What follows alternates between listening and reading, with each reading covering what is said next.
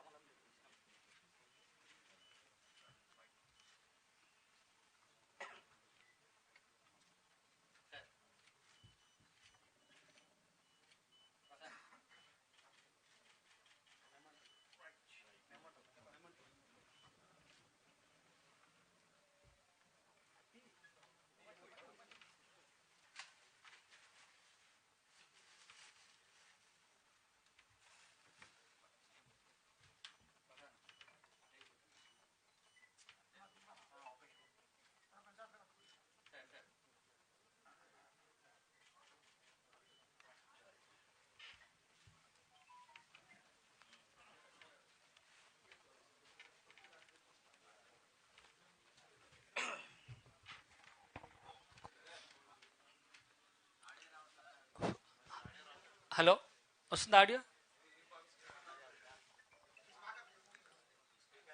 ఈ స్పీకర్ చూడండి, ఒకసారి ఆడియో వస్తలేదంట. ప్రధానంగా ఈ కార్యక్రమాన్ని ఏర్పాటు చేయడానికి కారణం ఏంటంటే, మన వ్యక్తి బీజేపీ రాష్ట్ర అధ్యక్షుడు కావడం ఒకటి, వారు రాష్ట్ర అధ్యక్షుడు అయిన తర్వాత చాలా వినూత్నమైనటువంటి మార్పులు తీసుకొస్తాడని చెప్పి భావించారు.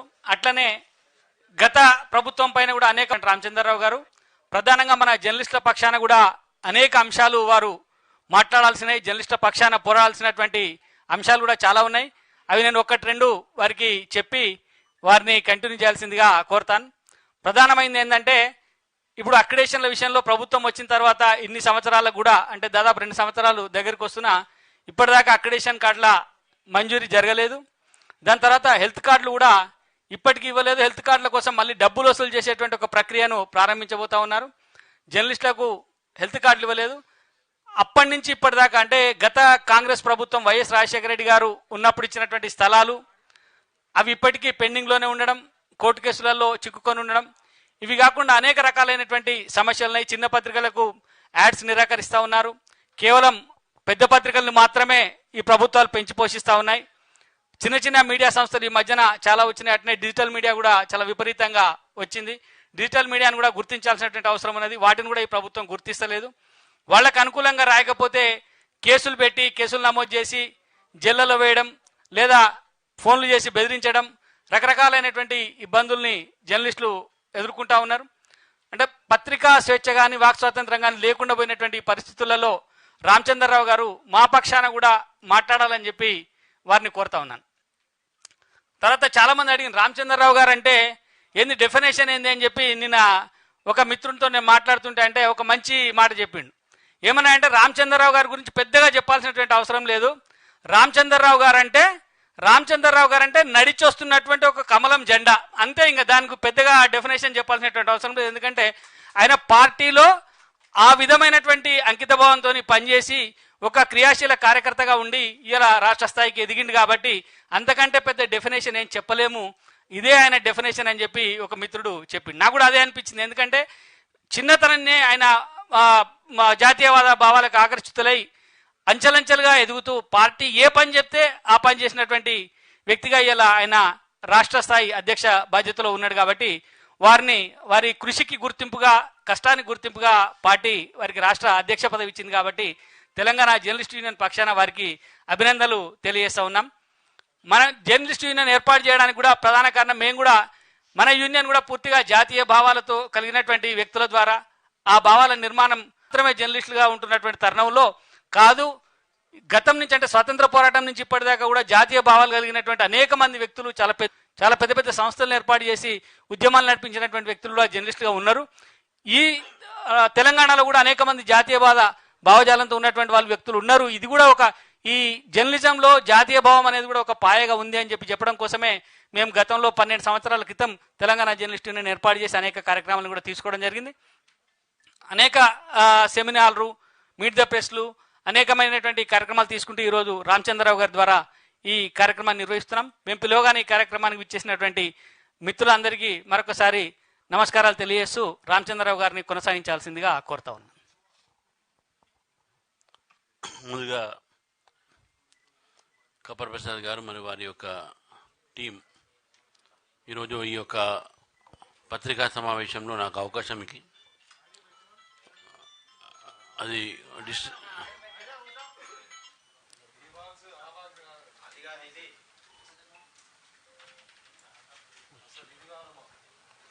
वहाँ नहीं आ रहा, देखो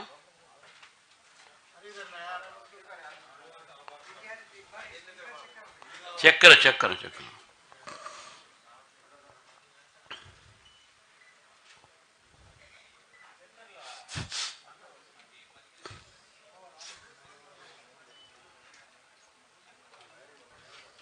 हेलो हेलो వచ్చిందా? ఓకే యా మధ్య మధ్య మైక్ కూడా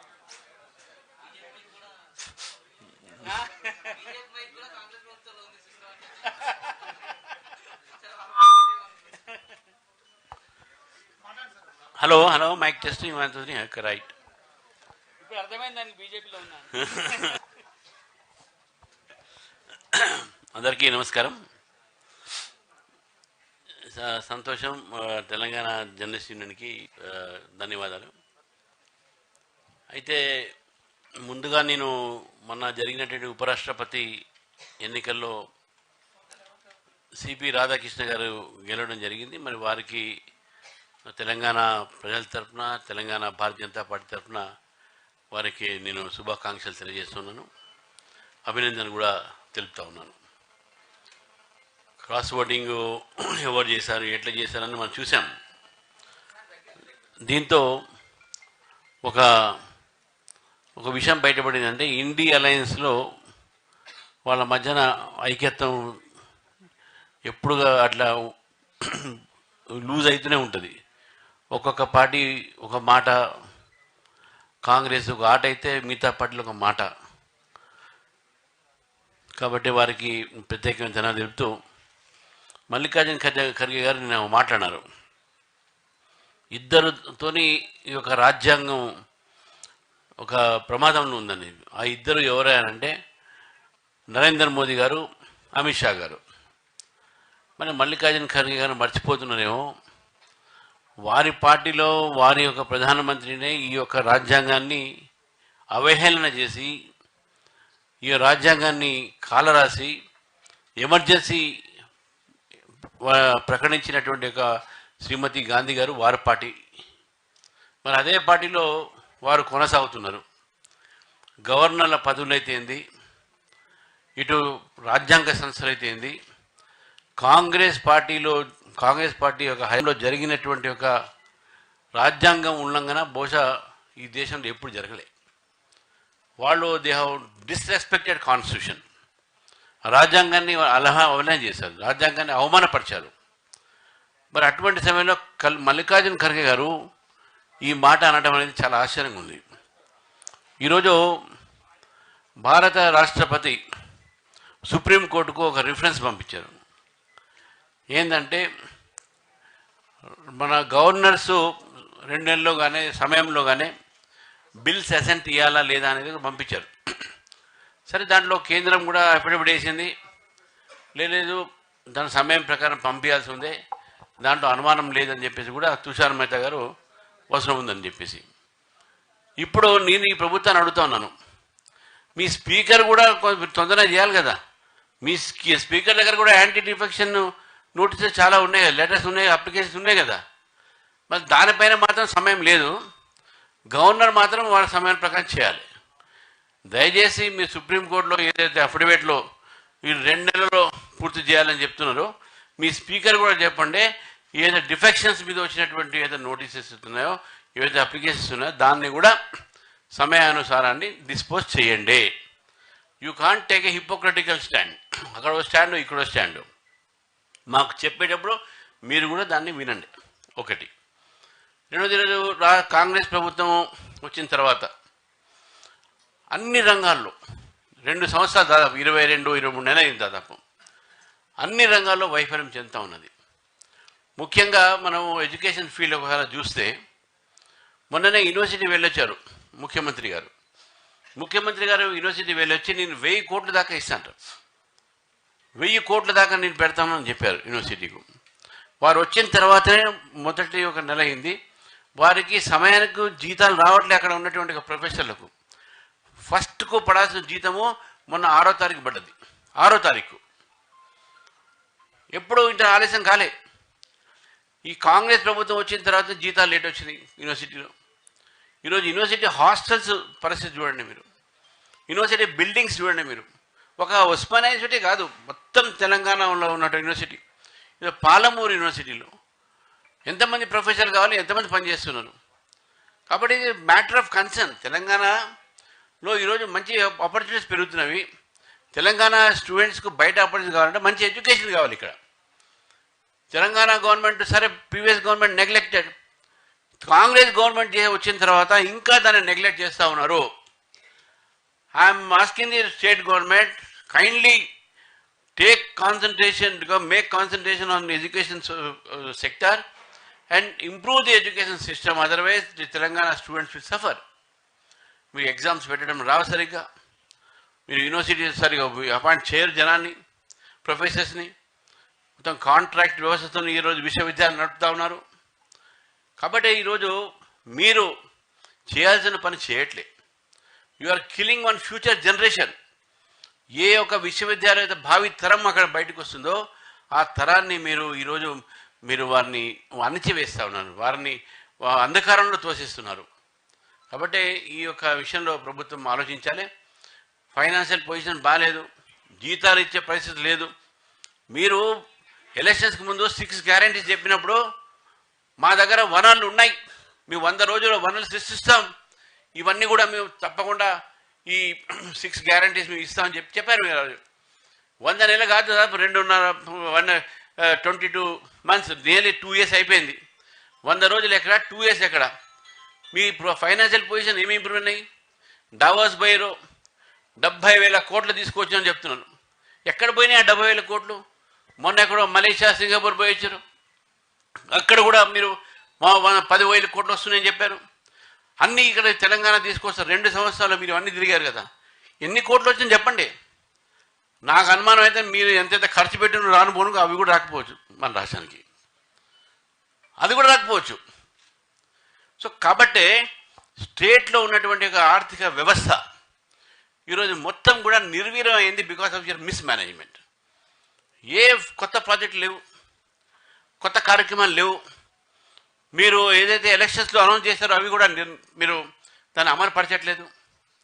కాబట్టి ఇటువంటి ఒక పరిస్థితిలో మీ పరిపాలన ఏదైతుందో ఈరోజు ప్రజలు చూస్తూ ఉన్నారు. కాబట్టి ప్రజలు మిమ్మల్ని రేపు తప్పకుండా అన్ని ఎలక్షన్స్లో కూడా మీకు బుద్ధి చెప్తారని చెప్పి నేను భావిస్తూ ఉన్నాను. మెడల్లో ఉంచుతాము, మీరు మెడలు ఉంచే అవసరం లేదు. ప్రజలు చూస్తున్నారు ఎవరు మెడలు ఉంచాలని చెప్పేసి.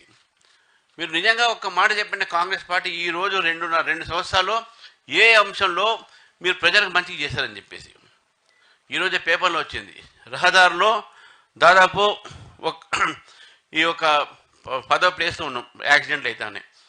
వానలు పడితే ఎలక్ట్రిసిటీ షార్ట్లు చనిపోతూ ఉన్నారు. మీ జిహెచ్ఎంసీ పనిచేయట్లేదు, మీ ఎలక్ట్రిసిటీ డిపార్ట్మెంట్ సరిగ్గా పనిచేయట్లేదు, మీ రోడ్ సేఫ్టీ పనిచేయట్లేదు, మీ యొక్క అగ్రికల్చర్ డిపార్ట్మెంట్ పనిచేయట్లేదు షార్టేజెస్తోని. ఎక్కడ ఏ డిపార్ట్మెంట్ పనిచేస్తుంది అని చెప్తా ఉన్నాను. మొత్తం తెలంగాణలో అడ్మినిస్ట్రేటివ్ పారాలిసిస్ వచ్చేసింది. ఇది ఇక్కడ పరిపాలన పక్షపాతం వచ్చింది. పరిపాలన పక్షపాతం ఈరోజు తెలంగాణలో ఉంది. కాబట్టి ఈ పాలసీ పారాలిసిస్ ఒకటి ఉంటుంది. పాలసీ పారాలిసిస్ ఆల్రెడీ కాంగ్రెస్కి ఉంది. కానీ ఇప్పుడు no administrative paralysis in Telangana.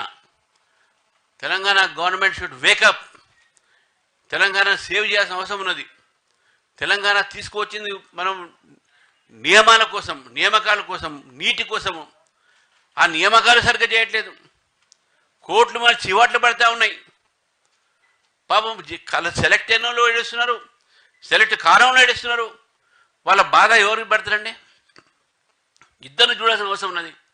Equitable జస్టిస్గా ప్రకారం మనం చూస్తే ఇదంతా కూడా లోపం అంతా కూడా ప్రభుత్వం ఈ యొక్క వ్యవస్థ సంస్థది. టీఎస్పీఎస్సీ పేరు మీద ఒకేమో పేపర్ లీకేజ్ గత ప్రభుత్వంలో, ఈ ప్రభుత్వంలో హోప్ బ్రేకేజ్, ఆశాభంగం. అటు పేపర్ లీకేజు, ఇటు హోప్ బ్రేకేజు రెండు. నిజంగా ఆశ్చర్యం అనిపిస్తుంది. ఈ ప్రభుత్వానికి కొద్ది కూడా సెన్సిటివ్నెస్ లేదు. టైంకి పరీక్షలు పెట్టరు. జాబ్ క్యాలెండర్ డిమాండ్ చేస్తుంది బీజేపీ. వాళ్ళు కూడా చెప్పారు పెడతామని, అనౌన్స్ చేస్తారు, కానీ దానికి ఇంప్లిమెంటేషన్ లేదు. గత 11 సంవత్సరాల నుంచి Telangana is without any group 1 officers. ఆ రోజు గత ప్రభుత్వం ఏపీఎస్ ఎగ్జామ్ కరెక్ట్గా టీఎస్పీఎస్లో ఈ గ్రూప్ 1 ఎగ్జామినేషన్ పెట్టుంటే పిఎస్సి పబ్లిక్ సర్వీస్ కమిషన్ ఈ పార్టీకల్లా మనకు conferred IAS and IPS officer మన రాష్ట్రాలు ఉంటుండే. They are not conducted. Loss ఎవరికి? తెలంగాణకు, తెలంగాణ యువతకు, తెలంగాణలో ఉన్నటువంటి విద్యార్థులకు ఇది ఒక నష్టం జరిగింది. జస్ట్ బికాజ్ ఆఫ్ యువర్ ఈ యొక్క దీంట్లో. కాబట్టి నేను ఈరోజు ఈ ప్రభుత్వాన్ని కోరుతా ఉన్నాను, భవిష్యత్తు తెలంగాణ యువతది. ఆ యువత గురించి మీరు ఆలోచించండి. ఇండస్ట్రీస్ నిర్మాణం చేయండి. వాళ్ళకి ఉద్యోగాలు లేవు. ప్రైవేట్ సెక్టార్లో కూడా ఉద్యోగాలు రావట్లేదు. What is the administration you are doing? Congress party has utterly failed. Rural సెక్టార్లో ఫెయిల్డ్, అర్బన్ సెక్టార్లో ఫెయిల్డ్. కేవలం పేపర్ల స్టేట్మెంట్లకు ఒకటి, ఢిల్లీకు రానుపోను ఒకటి, దావోస్ లాంటి ప్రాంతాల్లో పోయి ఇన్ని వేల కోట్లు తీసుకోవాలని చెప్పడం మాత్రమే. కానీ ఈ రాష్ట్రానికి ఇచ్చింది సున్నా. మళ్ళీ సున్నా ఇచ్చే మళ్ళీ కేంద్రం మీద ఏడుస్తారు. ఇది పొరపాటు. ఇది యు క్రియేట్ యువర్ రెవెన్యూస్. కాబట్టి నేను నిజంగా ఈరోజు బాధ అనిపిస్తూ ఉంది. విద్యార్థుల ఒక బాధ చూస్తూ ఉంటే, రైతుల ఒక బాధ చూస్తూ ఉంటే, ఇది నేను చెప్పాల్సింది. ఇది total Congress government has failed in all front అని చెప్పేసి నేను ఈరోజు భావిస్తూ ఉన్నాను. మై సైడ్ కాళేశ్వరం అన్ని కూడా ఓల్డ్ అయిపోయినాయి. కాళేశ్వరంలో కూడా సెలెక్టివ్ ఇన్వెస్టిగేషన్. మొత్తం కాళేశ్వరం ప్రాజెక్టు 1,20,000. ఆ కాళేశ్వరం ప్రాజెక్ట్ మొట్టమొదలు పెట్టేసి ఓన్లీ మేడిగడ్డ బ్యారేజ్, ఇంక 2 బ్యారేజ్లు వచ్చి అది నేషనల్ డ్యామ్ సేఫ్టీ ఏజెన్సీ వాళ్ళు ఇచ్చినటువంటి ఒక యాంగిల్లోనే ఈరోజు ఘోష్ కమిషన్ కానీ వీళ్ళ సిబిఐ ఇన్వెస్టిగేషన్ పెట్టారు. కానీ ఎంటైర్ కాళేశ్వరం ప్రాజెక్టులో జరిగినటువంటి ఒక ఏవైతే ఉన్నాయో దాన్ని కూడా ఇన్వెస్టిగేషన్లో పార్ట్ చేయాలి అని బీజేపీ డిమాండ్ చేస్తూ ఉంది. ఇది ఓన్లీ మీగర్ పార్ట్, అంటే 10,000 కోట్ల కన్నా ఎక్కువ ఉండదు వరకు. కాబట్టి మిగతాయి కూడా ఏమి ఉండాలి?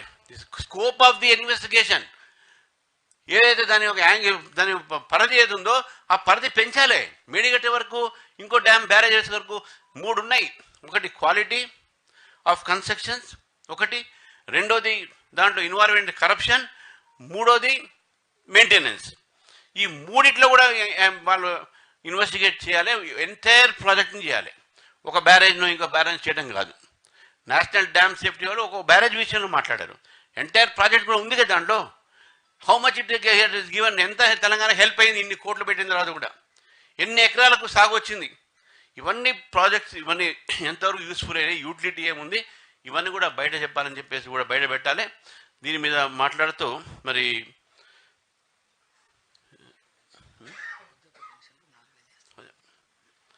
ఇవన్నీ ఇప్పుడు వారు నేను ఇంతకుముందు ఆ స్కీమ్స్ చెప్పినప్పుడు వృద్ధాప్య పెన్షన్ ఇంకా రావడం 4,000 అన్నారు. రిటైర్మెంట్ అయినటువంటి గవర్నమెంట్ ఎంప్లాయీకు 18 నెలల నుంచి వాళ్ళకు పెన్షన్స్ రావాలి, రిటైర్మెంట్ బెనిఫిట్స్ రావట్లేదు. బెనిఫిషరీస్కు వాళ్ళకు రావాల్సినటువంటి ఒక ఏవైతే వికలాంగులకు సంబంధించినటువంటి ఒక బెనిఫిట్ అయితే ఏంది, లేకుంటే వృద్ధాప్యానికి ఒక రావాల్సిన మంత్లీ బెనిఫిట్స్ అయితే ఏంది, బంగారం తులం బంగారం పెళ్లి ఇవ్వటం ఏది, ఇవన్నీ కూడా మర్చిపోయి ఇవన్నీ అడిగి నేను మెయిన్గా నేను ఓన్లీ కాన్సన్ట్రేట్ ఆన్ 2-3 సబ్జెక్ట్స్. ఇవన్నీ కూడా ఆలోచిస్తే కాంగ్రెస్ ఫెయిల్యూర్స్ మొత్తం తడాకలు తీయాల్సి వస్తుంది వాళ్ళది. కాబట్టి I'm not going into all those issue. Thank you.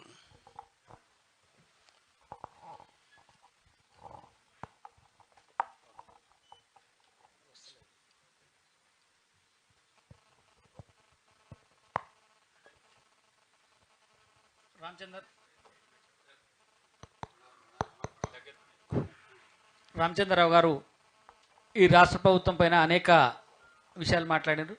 మేము వారికి విన్నవించినట్టు జర్నలిస్టుల సమస్యలను కూడా గతంలో మీరు ఎమ్మెల్సీగా ఉన్నప్పుడు అనేక అంశాలను ప్రస్తావించారు. ఇప్పుడు కూడా చాలా సమస్యలు ఉన్నాయి, వాటిపైన కూడా మీరు దృష్టి సారించాలని చెప్పి కోరుతూ మన మిత్ర జర్నలిస్టుల పక్షానికి ఏమైనా ప్రశ్నలు ఉంటే అడగొచ్చండి. ముఖ్యంగా కూడా రాష్ట్రంలో జరుగుతున్నటువంటి వ్యవహారం, కేసీఆర్ ఫ్యామిలీలో జరుగుతున్నటువంటిది, అదేవిధంగా బీఆర్ఎస్లో చీలికలు, నిన్న జరిగినటువంటి ఉపరాష్ట్రపతి ఎన్నికల్లో కవిత కాంగ్రెస్ అభ్యర్థికి మద్దతు ప్రకటించడం పైన మీ స్పందన ఏంటి? అలా ఆశ్చర్యపోవాల్సిన అవసరం ఏమున్నది? బీఆర్ఎస్ కాంగ్రెస్ ఒకటే, వాళ్ళ కుటుంబంలో తగాదా వచ్చింది, వాళ్ళ మధ్య తగాదా రాలే. అది so this no difference between Congress and BRS. They will always support Congress to defeat BJP or to counter BJP.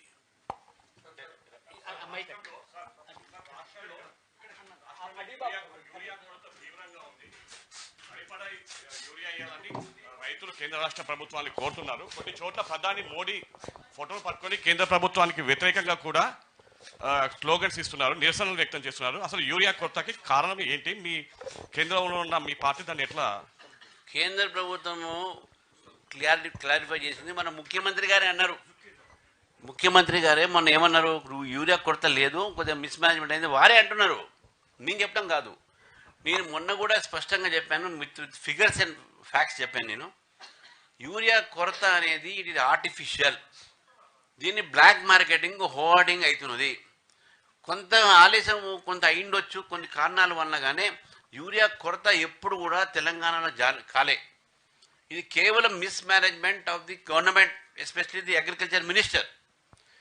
ఈరోజు చెప్పొచ్చు రామచంద్రరావు అవగాహన లేదని చెప్పేసి చెప్పొచ్చు, కానీ ఇది ఏదో పబ్లిక్ కన్సంప్షన్ అని చెప్తున్నాడు, కానీ బట్ వాస్తవానికి ఎంతైతే రావాలో అంత యూరియా అంత ఇచ్చేశారు తెలంగాణకు.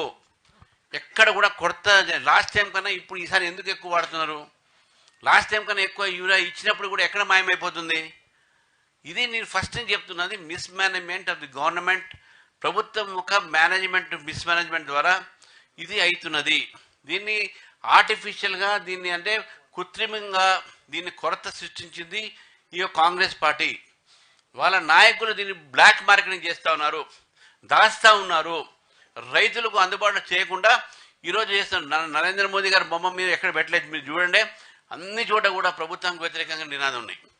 కేంద్ర ప్రభుత్వంగా నిదానం చేసే ప్రయత్నం కాంగ్రెస్ పార్టీ చేస్తుంది, కానీ రైతులకు, మన తెలంగాణ రైతులకు అర్థమైపోయింది యూరియా కొరత అనేది కృత్రిమంగా ఈ ప్రభుత్వము ఈ నాయకులే చేశారని చెప్పేసి. కాబట్టి నేను మళ్ళీ దాంట్లో ఫోను ఎన్ని వచ్చినా మన ఎందుకంటే మళ్ళీ అవుతుంది. బట్ యూరియా కొరతకు కారణము రాష్ట్ర ప్రభుత్వం మాత్రమే, కేంద్ర ప్రభుత్వం కాదు. సార్ ఇక్కడ సార్ శ్రీధర్ ఆర్టీవీ, మీరేమో తెలంగాణలో ఉన్నదని అంటున్నారు. మీ కేంద్ర మంత్రి సాక్షాత్తు కిషన్ రెడ్డి గారు మాట్లాడుతూ తెలంగాణలో కాదు, ఉక్రెయిన్ రష్యా యుద్ధం వల్ల కొంత డీలే అయింది, బీజేపీ ఫలిత రాష్ట్రాల్లో కూడా ఆ యూరియా కొరత అనేది ఉన్నది, ఆ తొందరలోనే సార్ట్ అవుట్ అవుతుంది. మీరేమో కేవలం తెలంగాణ ప్రభుత్వాన్ని ఇక్కడ బ్లేమ్ చేస్తున్నారు. దానికి సంబంధించి ఏం చెప్తారు సార్? మీ మధ్య వాడు చెప్పింది నేను చెప్పింది అదే కదా. డిలే అయిన మాట వాస్తవమే. యూక్రెయిన్ వార్ కావచ్చు, ఇజ్రాయెల్ ఇరాన్ వార్ కావచ్చు, రెడ్ సీ క్రైసిస్ కావచ్చు, దీనివల్ల నుంచి మనం బయటకు వచ్చే ఇంపోర్ట్స్ మనకు తగ్గినాయి. కానీ మనం లోకల్ మార్కెటింగ్తో, లోకల్ ప్రొడక్షన్స్తో సమయానికి యూరియా అందిస్తున్నది ప్రభుత్వం. ఖరీఫ్ సీజన్ ఇంకా ఉన్నది కాబట్టి దాని వరకు చేస్తానని చెప్పిన రాష్ట్ర ప్రభుత్వం కూడా అది ఒప్పుకున్నది. మాకు రావాల్సిన 30,000 అది కూడా వచ్చేసింది. ఎక్కడ కూడా కొరత లేదంటున్నా. నేను ఏమంటున్నా, మేము ఇచ్చినటువంటి ఒక యూరియా గతంలో మీకు సర్ప్లస్ మిగిలింది, మళ్ళీ ఖరీఫ్కు రబీలో సర్ప్లస్ మిగిలింది, ఖరీఫ్లో ఇచ్చినటువంటి మొత్తం కలిపితే కొరత తెలంగాణలో లేదు. వాస్తవంగా ఆలస్యం అయిండొచ్చు, అది కూడా చెప్తున్నాను నేను. మొన్న నా ప్రెస్ కాన్ఫరెన్స్ నేను చెప్పాను, కారణాలు కూడా చెప్పాను ఇవన్నీ కూడా. కాబట్టి ఇది miss management by the government. Sir ఇది మొన్న బీఆర్ఎస్ ఓటింగ్లో అబ్స్టైన్ అయింది సార్. అయితే దీనివల్ల మనకు అర్థమవుతుంది ఏంటంటే వాళ్ళు చెప్పకనే చెప్పారు మిమ్మల్ని సపోర్ట్ చేస్తున్నామని, అని ఏదో యూరియా సాకు చూపించేసి if they wanted to really oppose BJP వాళ్ళు ఓటింగ్లో పార్టిసిపేట్ చేసి మిమ్మల్ని అపోజ్ చేసేవాళ్ళు. కానీ వాళ్ళు ఇప్పుడు ఇండైరెక్ట్లీ వాళ్ళు మీకు సపోర్ట్ ఎక్స్టెండ్ చేస్తున్నామని బహిర్గతం అవుతున్నది. మీరు అట్లా అనుకుంటున్నాం, మేము ఏమనుకుంటున్నాం అంటే ఓటింగ్ వాళ్ళు అలౌ చేస్తే కాంగ్రెస్కి వేస్తేనేమో మా ఓట్లు అడ్డుపోతేమో మేము వీక్ అయిపోతామని చెప్పి వాళ్ళ భయం, వాళ్ళకు ఉన్న నలుగురు కూడా పీకుతారేమని చెప్పి భయం. అట్లా రామచంద్రరావు గారు, దేశభక్తి ప్రేరణగా భారతదేశమే ప్రధాన లక్ష్యంగా అంకిత భావంతో పనిచేసిన వాళ్ళు వివిధ క్షేత్రాల్లో చాలామంది ఉన్నారు. అయినప్పటికీ వారికి ప్రాధాన్యత ఇవ్వకుండా అంగబలం ఆర్థిక బలం పెరిగినప్పటికీ భాజపాలో మిగతా వాళ్ళకు కొత్త వాళ్ళకు ప్రోత్సహిస్తూ అటువంటి కార్యకర్తలను నిర్లక్ష్యం చేస్తున్నారనే చర్చ ఉంది. ఇంకో ప్రశ్న, ఎట్ ఏ టైం మీడియా రంగంలో కూడా జాతీయ భావాలతో పనిచేసే వారిని ప్రోత్సహించకుండా లెఫ్ట్ వింగ్ను ప్రోత్సహిస్తున్నారనేది ప్రధానంగా చర్చ ఉంది. దీనిపైన మీ మేము ప్రోత్సహం ఎట్లా పోతున్నాం, ప్రోత్సహిస్తాం. మీరు పిలిస్తే మేము వస్తాం, మాట్లాడతాం, వెళ్ళిపోతాం. మీ ప్రోత్సాహన మీరు మాకు ఇవ్వాలి. ఎవరు మాకు ఇస్తున్న ప్రోత్సాహం ఇలా ఖబర్ పర్సన్ మాకు ప్రోత్సాహం ఇచ్చారు, వేరే వాళ్ళు కూడా ఇస్తే నేను ఇస్తా. అది డిఫరెంట్ క్వశ్చన్. మా కార్యకర్తలు కొత్త పాత లేదు, రిచ్ పూర్ లేదు. మాకు వర్కింగ్ టీం కావాలి. పిండికి తగ్గట్టు మనం రొట్టెలు చేసుకుంటాం. ఎన్ని పోస్టులు ఉంటే దాన్ని నింపుకుంటాం. దానికి క్రైటీరియా ఉంటుంది. ఆ క్రైటీరియా ప్రకారం ఉంటుంది. కొంతమంది రాకపోవచ్చు. రాని వాళ్ళని కూడా మేము డెఫినెట్గా పార్టీ యాక్టివిటీస్ ఇన్వాల్వ్ చేస్తాం. సీనియర్లే ఇన్వాల్వ్ చేస్తాం, కొత్త వాళ్ళని ఇన్వాల్వ్ చేస్తాం. రూల్ ప్రకారము 60% కొత్త వాళ్ళు ఉండాలి, 40% పాత వాళ్ళని కంటిన్యూ చేయాలనేది మా దగ్గర కాన్స్టిట్యూషన్ రూల్. అది ఆ పద్ధతి ప్రకారం పోతున్నాం. దాని మీద అనేకమైన విశ్లేషణ జరగవచ్చు కానీ పార్టీ కార్యకర్తలకు ఎప్పుడు కూడా పార్టీ అన్యాయం చేయదు. పోస్ట్ ఉన్నంత మాత్రాన లేనంత మాత్రాన దాంట్లో ఫరక్ పడదు పార్టీ. బీజేపీకి బలమే కార్యకర్త. ఈరోజు నేను ప్రెసిడెంట్ అయినా కూడా నేను కార్యకర్త. రేపు నా పదవి అయిన నేను మళ్ళీ కార్యకర్తనే. సో కాబట్టి ఇట్లా డిస్క్రిమినేషన్ అనేది మా పార్టీలో ఉండదు. ఆ డిస్క్రిమినేషన్ తర్వాత మా పార్టీలో కాంగ్రెస్ పార్టీలో 100 జనరల్ సెక్రటరీలు 100 వైస్ ప్రెసిడెంట్ లేవు. మాకు 3 జనరల్ సెక్రటరీస్ ఉంటాయి, ఒక 8 వైస్ ప్రెసిడెంట్ ఉంటాయి. అడిగేటోళ్ళు 800 మంది ఉంటారు. మీ అందరికి న్యాయం చేయాలంటే ఏదో రకంగా అడ్జస్ట్ చేస్తాం. ఈరోజు కొన్ని పోస్టులు ఫిల్అప్ అయినాయి, ఇంకా 650 పోస్టులు ఉన్నాయి పార్టీలో. అవన్నీ ఫిల్అప్ చేస్తాను నేను. ఎవరికి అన్యాయం జరగదు. Everyone will observe in the parties work. Ramachandra Rao garu, ఈ కాళేశ్వరంకు సంబంధించి సిబిఐ ఎంక్వైరీకి ప్రభుత్వం సిఫార్సు చేసింది. కేంద్ర మంత్రుల ద్వారా మీరేమన్నా వాటిని ఫాలో అప్ చేయబోతున్నారా? CBI is an independent investigating agency. అది స్వతంత్ర ఒక దర్యాప్తు ఏజెన్సీ. మాకేం సంబంధం ఉంటుంది? అది గవర్నమెంట్ చూసుకోవాలి. మేము we're political party. What right we have got to influence or right speak to CBI. తర్వాత గవర్నమెంట్ కంట్రోల్ కూడా సిబిఐ మీద ఉండదు. దో ఇది పిఎంఓ ఆఫీస్ కింద ఉంటుంది ఆ వింగ్. కానీ it is their independent decisions. ఎవరు కూడా సిబిఐని కానీ ఈడీని కానీ ఇన్ఫ్లుయెన్స్ చేసే పార్టీలు కానీ ప్రభుత్వాలు కానీ చేయవు. ఇట్ ఈస్ సిబిఐ వాళ్ళ ఆలోచన వాళ్ళు చూసుకుంటారు. వాళ్ళు ఎప్పుడు చేయాలి, ఎప్పుడు దాని మీద దర్యాప్తు చేయాలి. That is their prerogative. మాకు సంబంధం లేదు అది.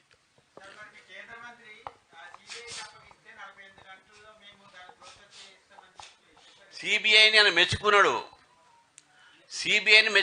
సిబిఐ ఇంత ఫాస్ట్గా చేస్తుంది అన్నాడు అంతే. వీళ్ళు ఇంకా ఇయ్యలే. ఇంకా వీళ్ళు పంపించిన మొన్న లెటరు సిబిఐ ఇన్వెస్టిగేట్ చేస్తే అన్నాడు ఆయన. సిబిఐకి ఇస్తే మేము అనలే ఆయన. సిబిఐకి ఇన్వెస్టిగేట్ చేస్తే సిబిఐ అన్నాడు. సిబిఐకి ఇన్వెస్టిగేటింగ్ ఇచ్చింది యాక్సెప్ట్ చేయాలి. యాక్సెప్ట్ చేస్తే అవుతుంది. సిబిఐ మీద ఉన్న విశ్వాసం అదే కదా. హలో సార్, నేను వికాస్ హిందీ మిలా. సార్, రాజా సింగ్ గారు సస్పెండ్ అయిపోయిన తర్వాత కూడా మిమ్మల్ని వదులుతలేరు. రామచంద్రరావు గారు రబ్బర్ స్టాంప్. ఒకటే కాన్స్టిట్యున్సీ నుండి అన్ని పదవులు ఫిలప్ చేశారు. ఆయన వెనుక ఏదో ఒక శక్తి, అంటే ఆయన డైరెక్ట్ కిషన్ రెడ్డి గారి పేరు తీసుకొని క్రిటిసైజ్ చేశారు. అంటే మీరు ఎట్లా దానికి? मेरे पीछे मोदी है. I need not answer to any Tom, Dick and Harry's question. ఒకటైతే వాస్తవం, కొంతమందికి అలవాటు పడ్డ ప్రాణం కదా. Old habits die hard. Let him have his own habits. What is there, what we can't question. Ramachandra Rao garu ఇక్కడ ఇప్పుడు బీసీలకు 42% అనేది కాంగ్రెస్ పార్టీ వాదన. దాని మీద ఇచ్చేస్తారు. రేపు జీవో ఇచ్చి 42% మంది పోటీకి అవకాశం ఇస్తామని చెప్తున్నారు. ఆ 42% బీసీలు బీజేపీకి ప్రాతినిధ్యం వహించే అవకాశం ఉన్నదా గ్రామీణ స్థాయిలో? Panchayati Raj, MPTC, ZPTC. నేను పత్రికా ముఖంగా చెప్తున్నాను, 42% కన్నా ఎక్కువ బీసీలకు మేము టికెట్లు ఇస్తాం. వాళ్ళు అధికారికంగా ఇచ్చినా ఇవ్వకుండా మేము ఇస్తాం. బీసీలకు ప్రాధాన్యత ఉంటుంది ఎలక్షన్స్లో. ఈసారి లోకల్ బాడీ ఎలక్షన్స్లో more than 42% we're going to give. అది ఉంటుంది. డెఫినెట్గా వీఆర్ గోయింగ్ టు కన్సిడర్. అన్న విద్యాసాగర్ టీవీనే. మీరు రాష్ట్ర అధ్యక్షులుగా బాధ్యతలు చేపట్టి 2 నెలలు దాటింది. ఎవరు అవునన్నా కాదన్నా మీరు రాష్ట్ర అధ్యక్షులుగా ఎంపికైన తర్వాత మీ పార్టీలో ఎంపీలు కావచ్చు, ఎమ్మెల్యేలు కావచ్చు, చాలా మంది అసంతృప్తి వ్యక్తం చేశారు. కానీ రామచంద్రరావు నుంచి ఇప్పటి వరకు ఒక ఎమ్మెల్యేని కానీ ఒక ఎంపీని కానీ పోయి ఎవరైతే అసంతృప్తితో ఉన్నారో వాళ్ళని దగ్గరికి తీసుకుంది లేదు, వారితో కలిసింది లేదు. ఎందుకంటే మీరు జిల్లాల పర్యటనలో కూడా మీరు ప్రోగ్రాంలు పెడితే ఆ జిల్లాలో ఎంపీలు లేరు, ఎమ్మెల్యేలు లేరు, కొన్ని చోట్ల మీకు సహాయ నిరాకరణ కూడా ఎదురైన పరిస్థితులు చూసాం కదా. ఎందుకు ఈ 2 నెలల్లో రామచంద్రరావు నుంచి ఒక ఎంపీ అసంతృప్తితో ఉన్నాడంటే పోయి కలిసి ఎందుకు ఆయనతో మాట్లాడలేకపోయారు? ఇంకా కూడా రామచంద్రరావు ఒంటెద్దు పోకడతో రాష్ట్రంలో ముఖ్యంగా హైదరాబాద్లో ఒక నేతకు దగ్గరగా ఉన్నారు తప్ప మిగతా నేతలను దగ్గరికి తీసుకోవట్లేదన్న ఒక అపవాదం ఉంది. ఏం చెప్తారు దీనికి? అది అంటే ఇవన్నీ మీ ఆలోచన విధానం ఉండొచ్చు. ఎందుకంటే మా స్వామి అన్నాడు చాలా అనుమానాలు ఉన్నాయి, అన్ని అనుమానాలు తీరుస్తాడని చెప్పాడు ఆయన. ఈ అనుమానం ఉన్నా నాకు తెలియదు, ఇప్పుడు అంటున్నారు కాబట్టి అట్లేం లేదు. నేను అధ్యక్ష అయిన తర్వాత ఇమీడియట్గా పార్లమెంట్ సెషన్ స్టార్ట్ అయింది. మా పార్లమెంట్ సభ్యులు పార్లమెంట్లో ఉన్నారు. తర్వాత వైస్ ప్రెసిడెంట్ ఎలక్షన్స్ వచ్చినాయి. మీరు అన్నట్టు అనుకున్నట్టు మీకు కలవలేదన్న చాలా పొరపాటు. అది అందరిని కలుస్తున్నాడు. మాకేమి వేషాలు లేవు. అందరూ నా ఫ్రెండ్స్ కూడా దాంట్లో అందరు కూడా మంచి రిలేషన్స్లు ఉన్నాయి మాకు. మా ఎమ్మెల్యేస్తో కూడా 2 మీటింగ్లు అయినాయి, నా పార్టీ ఆఫీసులోనే అయినాయి. మీరు కూడా దానికి సాక్ష్యము. సో కాబట్టి ఈ ఎవరో మాట్లాడుతున్నా మన దాన్ని మీరు దాన్ని సీరియస్ తీసుకోకుండా నేను కూడా తీసుకున్నట్ల.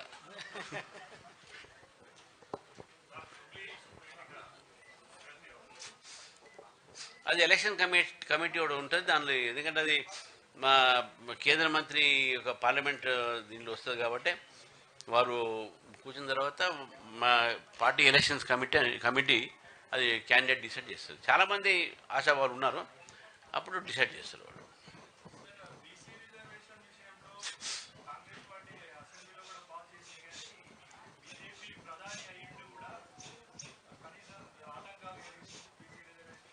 ఎవరు ప్రధానికి ఏం సంబంధం దాంతో? నేను ఫస్ట్ చెప్పాను మీ ఆ రోజు ఢిల్లీలో ప్రెస్ కాన్ఫరెన్స్లో, మీరు రాంగ్ చేస్తున్నారు. మీరు ఇట్లా బిల్లు పెట్టడం కాదు, మీరు పంచాయతీరాజ్ యాక్ట్ని అమెండ్మెంట్ చేయాలని చెప్పాను. ఆ రోజు చెప్పాను 285. మొన్న పంచాయతీరాజ్ అమెండ్మెంట్ యాక్ట్ చేశారు, వాళ్ళు యాక్ట్ చేశారు. అప్పుడే ఎందుకు చేయలేము? ముందు అప్పుడే చేసేది ఉండే కదా. ఆ పంచాయత్ యాక్ట్లో 285లో దానికి లీగల్ ఎంబార్గో ఉన్నది. అది చూసుకోకుండా బిల్ పాస్ చేసిండ్రో, సభలు కొట్టిండ్రో, పాలాభిషేకాలు చేసుకుని అయిపోయింది. ఇప్పుడు ప్రజలు మీకు ఉల్టా తిరిగే వరకు మళ్ళీ దాన్ని మళ్ళీ వచ్చి పంచాయతీరాజ్ యాక్ట్ ఇప్పుడు అమెండ్ చేశారు. ఇవన్నీ కాకుండా మీరు డైరెక్ట్గా నోటిఫికేషన్ ఇవ్వండి. ఇప్పుడు అమెండ్మెంట్ అయిపోయింది కదా, ఒకసారి అమెండ్మెంట్ అయిపోయింది కదా, ఓ జియో చేసి నోటిఫికేషన్ చేయండి. మీకు చిత్తశుద్ధి నోటిఫై చేయండి. ఎవరు వద్దన్నారు? మీరు చేసే పని మీరు చేయరు and you blame shift the responsibility others. ఇది ఏం లేదు, వాళ్ళ బాధ్యత స్వీకరించకుండా వేరే వాళ్ళ మీద తోసే ప్రయత్నం చేస్తున్నారు. వాళ్ళ తప్పులు వాళ్ళు ఒప్పుకోకుండా వేరే వాళ్ళ తప్పులు చేస్తూ ఉన్నారు, డైవర్షనల్ పాలిటిక్స్ చేస్తూ ఉన్నారు. దయచేసి ప్రభుత్వాన్ని కూడా నేను కోరుతా ఉన్నాను, లోకల్ బాడీ ఎలక్షన్స్ తొందరగా నడపండి. మనకు కేంద్రం నుంచి నిధులు చాలా రావాల్సి ఉన్నాయి. మీరు లోకల్ బాడీ ఎలక్షన్ పెడితే మనకు కేంద్రం నుంచి మనకు రిలీజ్ అయితే ఫండ్స్ అన్నీ కూడా, లేకుంటే లాభం ఇప్పటికే మనం నష్టపోతున్నాం తెలంగాణ. దయచేసి ఆ నోటిఫికేషన్ తొందరగా ఇవ్వండి అని చెప్పేసి కూడా నేను ప్రభుత్వాన్ని కోరుతా ఉన్నాను. కోర్టు కూడా 3 నెలల గడువు ఇచ్చింది, ఆ 3 నెలల గడువు కూడా దాటిపోయింది. అన్న 2023 ఎన్నికల నుంచి బీసీ నినాదం మీద రాష్ట్రంలో రాజకీయం నడుస్తుంటే మొదటగా బీసీ అభ్యర్థిని ముఖ్యమంత్రిగా చేస్తామంటూ బీజేపీ చెప్పుకొచ్చింది. కానీ ఆ తర్వాత జరిగిన పరిణామాలన్నీ కూడా BJP floor leader OC, BJP రాష్ట్ర అధ్యక్షులుగా మీరు ఓసీ, బీజేపీకి తెలంగాణ నుంచి ఉన్న ఎంపీలలో పార్లమెంట్లో ఒక విప్ ఉన్నారంటే ఆయన ఓసీ.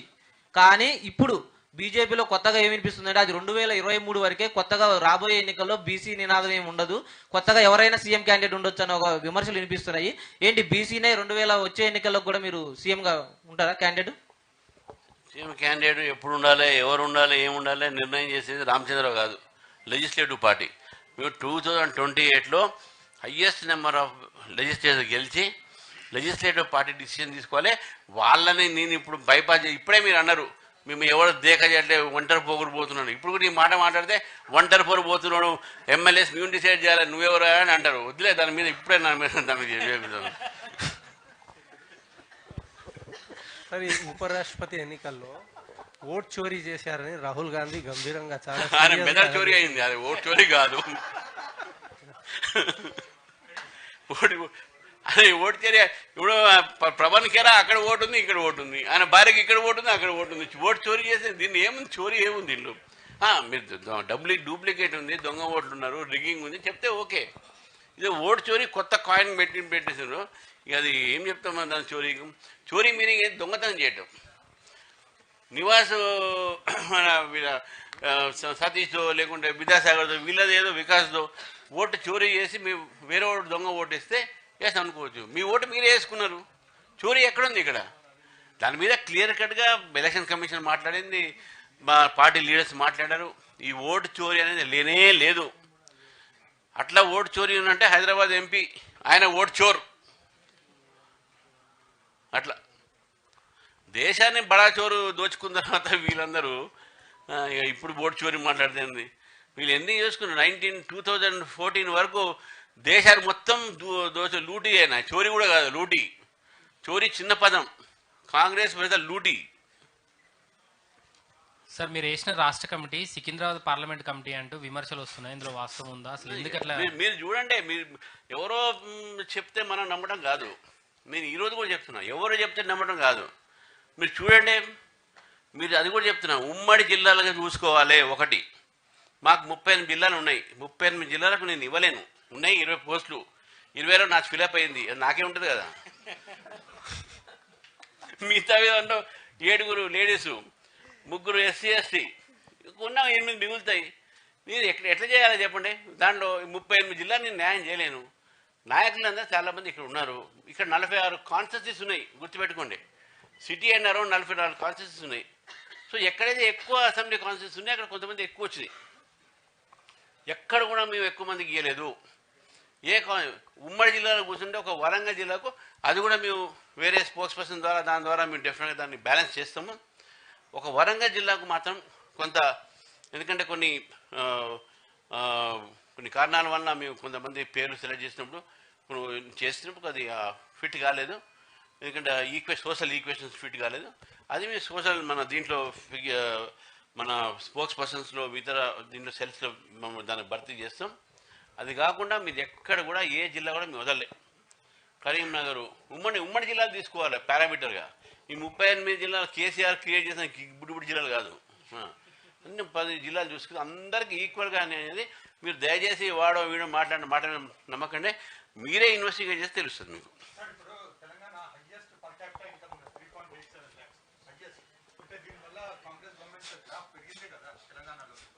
అంటే తెలంగాణ గవర్నమెంట్కు 3.87 అది హయ్యెస్ట్ ఉన్నది అనేది నేను కూడా గర్వపడతాను. ఇది కాదు, we're all part of the, మేము కూడా ట్యాక్స్ పేయర్స్ కదా, మేము కూడా జిఎస్టీలు పాట కదా.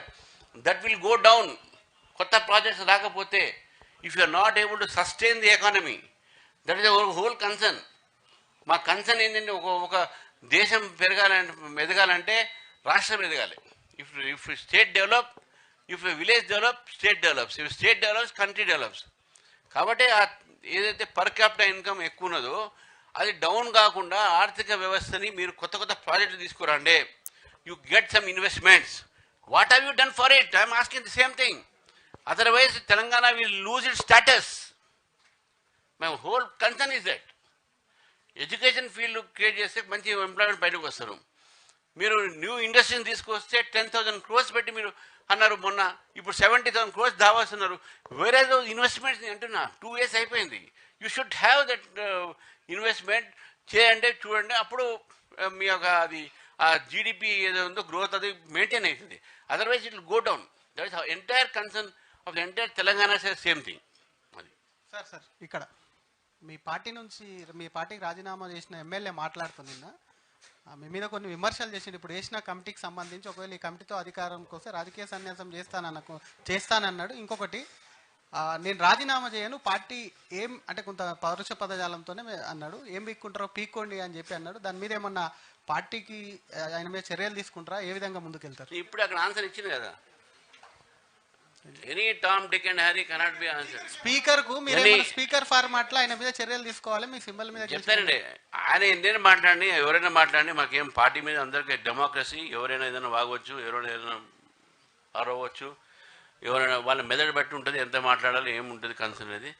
తర్వాత పార్టీ ప్రెసిడెంట్గా ఇంతకుముందు చెప్పిన I need not answer to any Tom Dick and Harry ఒకటి. సో ఇవన్నీ ఉంటాయి. బట్ ఏది ఉన్నా సరే ఈరోజు ఏ నిర్ణయం ఉన్నా ఏ పార్టీ స్టేట్లో చేయాల్సింది, ఇటువంటి ఒక ఇష్యూస్లో కేంద్ర పార్టీ యొక్క డైరెక్షన్స్ మీద రాష్ట్ర పార్టీ యాక్ట్ చేస్తుంది. రామచంద్రరావు గారు 3 విషయాలు. ఒకటి 111 జీవో అక్కడ ఉన్న అక్రమ కట్టడాలు, 2 హైడ్రా పనితీరు, తర్వాత ఈ జల వనరులు అంటే ఈ వర్షాలు వరదలకు కారణమైనటిని పరిరక్షించుకోవడం, వీటి మీద మీ స్టాండ్ ఏంటి? నేను I'm basically nature lover sir. నేను ఎన్విరాన్మెంట్ని చాలా వాల్యూ ఇస్తాను. రాబోయే తరానికి మనం ఏం ఆస్తి ఇచ్చినా ఇవ్వకున్నా పర్వాలేదు పిల్లలుగానే, మనం మన ప్రకృతిని మాత్రం కాపాడి ఇవ్వాల్సిన బాధ్యత ప్రతి ఒక్క పౌరుడిది. సుప్రీంకోర్టు చెప్పిన తర్వాతనే 111 జియో వచ్చింది. ఆ 111 జియోని ఎవరు కూడా వయలేట్ చేయరాదు. ఇది అల్టిమేట్గా ఆ జియో ఉన్న రోజులు ఆ జియో ఫార్మాట్ చేయాల్సి ఉంది, జియో ఫాలో కావాల్సి ఉంది. ఇది నో వన్ కెన్, ఎందుకంటే అది ఇక్కడ రాష్ట్ర ప్రభుత్వం అది సుప్రీంకోర్టు ఇచ్చినటువంటి డైరెక్షన్స్ తర్వాతనే ఈ జియో వచ్చింది. మళ్ళీ సుప్రీంకోర్టు ఏదైనా మళ్ళీ కొత్త స్టడీ చేసుకొని కొత్త సైంటిస్టులు వచ్చి ఇవి కాదు ఇది కాదు చెప్తే అది వేరే మాట. కానీ మనము మన ఒక పరిసరాన్ని, అక్కడ ఉన్న వాటర్ బాడీస్ని, అక్కడ ఉన్నటువంటి ఒక సిచ్యువేషన్స్ బట్టి మనం ఎన్విరాన్మెంట్ ప్రొటెక్ట్ చేయాలి, వాటర్ బాడీస్ ప్రొటెక్ట్ చేయాలి. కాబట్టి 111 జియో ఒక ఇంటెన్షన్ కూడా అదే. కాబట్టి మనం we cannot medal with it ఇప్పుడున్న పరిస్థితుల్లో. ఒకటి. రెండోది వాటర్ బాడీస్ హైడ్రా అన్నారు. నేను హైడ్రా నేను ఫస్ట్ ఏం చెప్తున్నాను, అక్రమాల కట్టడాలు కానీ ఎఫ్టీఎల్ మీద కట్టడాలు కానీ ఎవరు కూడా BJP will never allow such. కానీ నేను హైడ్రా అని అడుగుతా ఉన్నాను, మీరు ఇన్ని కూలగొట్టారు కదా, దాని స్టాటిస్టిక్స్ తీయండి. మీరు ఎవరి ఇల్లు కూలగొట్టారు, మీరు ఎంతమంది సంపన్న ఇల్లు కూలగొట్టారు, ఎంతమంది బీదవాళ్ళ ఇల్లు కూలగొట్టారు, ఎంతమంది హిందూస్ ఇల్లు కూలగొట్టారు, ఎంతమంది ముస్లిమ్స్ కూలగొట్టారు, ఎంతమంది ఆక్యుపైడ్ చేసినటువంటి ఒక ఎడ్యుకేషన్ ఇన్స్టిట్యూషన్స్ చూశారు మీరు దాని మీద ఎంత ఇవ్వండి, వైట్ పేపర్ ఇవ్వండి. I'm asking HYDRAA today to give white paper on all these demolitions. మీరు ఎన్ని ఇల్లు కూలగొట్టారు, ఎవరి ఇల్లు కూలగొట్టారు. కాబట్టి HYDRAA was used for what purpose we don't know. ఇన్ని ప్రొటెక్షన్ అయింది, ఇన్ని డిమాలిషన్ అయిన తర్వాత హూజ్ హౌస్ బీన్ డిమాలిష్డ్. మీరు ఓల్డ్ సిటీలో ఉన్నాయి తలాప్ కట్ట దగ్గర, తలాప్ పేరే తలాప్ కట్ట, అన్నీ అవే ఎఫ్టీఎల్. మీరు పోయినారు అక్కడే, ఎప్పుడైనా సర్వే చేశారు అక్కడ? చేయలే. ఎక్కడ చేశారు మీరు? ఎక్కడెక్కడైతే న్యూ సెటిల్మెంట్స్ ఉన్నాయో మిడిల్ క్లాస్ ఫ్యామిలీస్ లోన్ తీసుకొని ఇచ్చిన పర్మిషన్ నువ్వే, లోన్ ఇప్పించింది నువ్వే, ఎలక్ట్రిసిటీ కనెక్షన్ ఇచ్చింది నువ్వే, రేషన్ కార్డు ఇచ్చింది నువ్వే, మరి నువ్వే వచ్చి కూలగొడతావు. కాబట్టి హైడ్రా విషయంలో definitely there has to be a serious study. We want all the statistics from the HYDRAA that what have they have done so far and what they intend to do in future.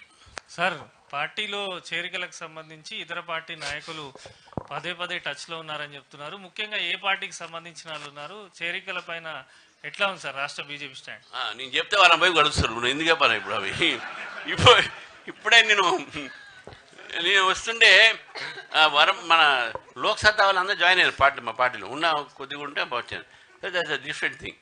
చాలామంది ఉన్నారు, మీరు చూస్తూ ఉండండి. నేను ఏమంటూ cinema చూస్తుంటే suspense ముందే చెప్తే cinema చూడలేము మనం.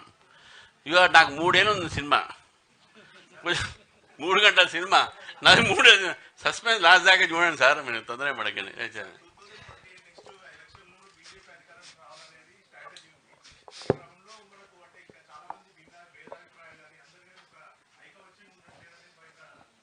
ఏం దాంట్లో ఏం లేదు. We're all one sir, we're all one. ఎంపీలు కానీ కొంతమంది మొన్నటి మీరు మా ఎంపీల మీద ఎమ్మెల్యే మీద అనుమానం పడకండి. అనుమానం కాదు, విశ్వేశ్వరరెడ్డి గారు వచ్చి మన ఆఫీస్ లోనే ఫుట్బాల్ ఇచ్చి నాకు ఇట్లా అనేది ఒక అంశం ఏంది అంటే భిన్నాభిప్రాయాలనే. సో అందరినీ ఏకతాటి మీద తీసుకురావడానికి మీరు ఏమన్నా ప్రత్యేకించి నాతో అన్నది ఏంటంటే అన్న మనం రేవంత్ తోని ఫుట్బాల్ ఆడాలన్నా ఇట్లా అన్నాడు నాతో. మీరు మరి మీ ఉద్దేశం నాకేం తెలియదు ఏమన్నాడు ఏందండి మీరు ఎట్లా. ఇప్పుడు పర్సెప్షన్ చాలా ఉంటాయి, ఏదైనా అనుకోవచ్చు మనం. రేపు నేను క్రికెట్ వికెట్ తీసుకోవచ్చు ఇక దాని మీద కూడా చాలా ఉంటాయి. ఆయన్నే ఫుట్బాల్ ఆడుతున్నారు సంగీతం ఏం లేదు మా is respected leader of our party. నాకు sir Venkat sir big TV ఇక్కడ లెఫ్ట్ సైడ్ మీకు లెఫ్ట్ సైడ్ సార్. కాళేశ్వరం నిర్మాణము గత ప్రభుత్వంలో కాళేశ్వరం నిర్మించి 1,00,000 కోట్ల రూపాయలు అవినీతిమయమైంది అనేది తెలుస్తుంది. ప్రస్తుత కాంగ్రెస్ ప్రభుత్వము అదే తుమ్మిడిహెట్టి దగ్గర ప్రాణహిత చేవేళ్ళ నిర్వహిస్తామని కాంగ్రెస్ పార్టీ చెప్తోంది. దాని మీద మీ పార్టీ వైఖరి ఏంటి అసలు? వాళ్ళు డిపిఆర్ ఇచ్చిన తర్వాత దాన్ని మొత్తం వీళ్ళు అడిగింది ఇప్పుడు అంతే. మహారాష్ట్ర గవర్నమెంట్తో వాళ్ళు పర్మిషన్ అడిగారు. అప్పుడు వాళ్ళు ఎంత హైటు, ఏ లెంత్, ఏం అలైన్మెంట్స్ ఇవన్నీ. ఎందుకంటే ఈ కాంగ్రెస్ ప్రభుత్వం నమ్మడానికి వీల్లేదు. ప్రాణహిత చేవల అప్పుడు స్టార్ట్ చేశారు, అట్నే ఉండిపోయింది. ఇప్పుడు కూడా చేవల దగ్గర మా బండారు దత్త దగ్గర చెట్టు నాటిన అక్కడ మీరు పోయి చూడండి. ఆ చెట్టు బ్రహ్మాండంగా లేచింది కానీ అక్కడ ఏం కాలే. అక్కడ ఆ ప్రాణహిత చిన్న కెనాలు ఎక్కడి దాకా వచ్చినాయి, ఎక్కడ వచ్చినాయి. సో కాబట్టి ఇప్పుడు నేను దాని మీద మాట్లాడినా అనుకోండి అదేదో గవర్నమెంట్ ఏదో మంచి చేస్తుంది అనుకుంటారు. అరే ముందు డిపిఆర్ ఏమంటే దాంతో ఏం ప్రాఫిట్స్ వస్తాయి చెప్పని చెప్పి, ఏం లాభాలు వస్తున్నాయి, ఎంతమంది రైతులకు లాభాలు వస్తాయి, అవన్నీ ముందు డీటెయిల్ ఇస్తే దాని మీద మా ఒపీనియన్ చెప్తాం. సార్ హలో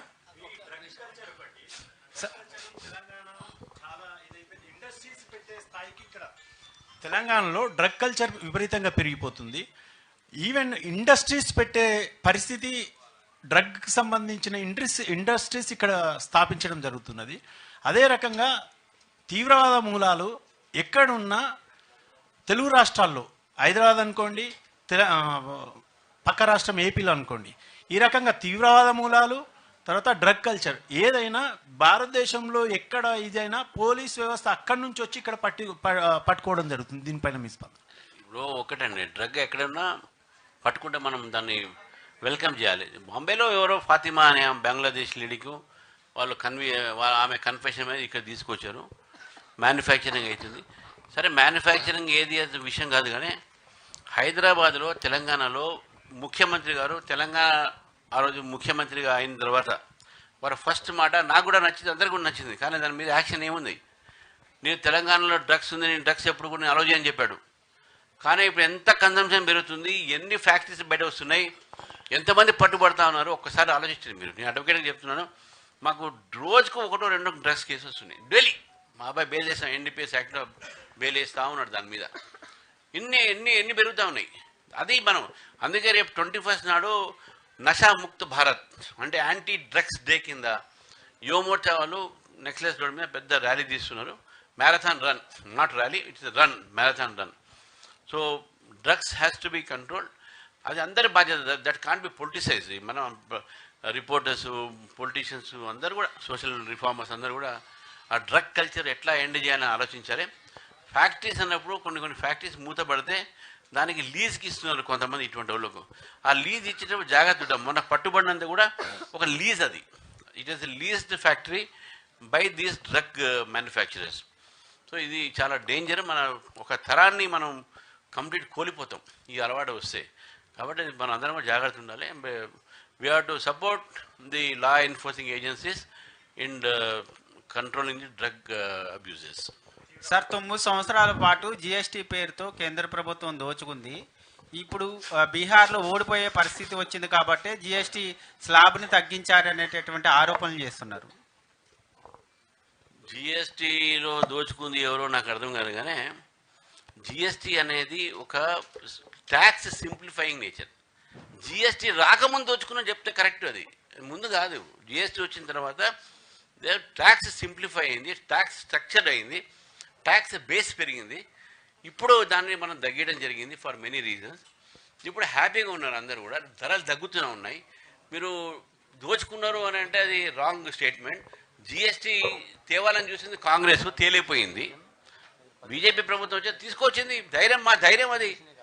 ప్రపంచంలో ఎక్కడ కూడా జిఎస్టీ ఇంప్లిమెంట్ చేసిన తర్వాత నెక్స్ట్ టైం ఆ గవర్నమెంట్ రాలే. కానీ భారతీయ జనతా పార్టీ రెండోసారి కూడా ప్రభుత్వం వచ్చింది.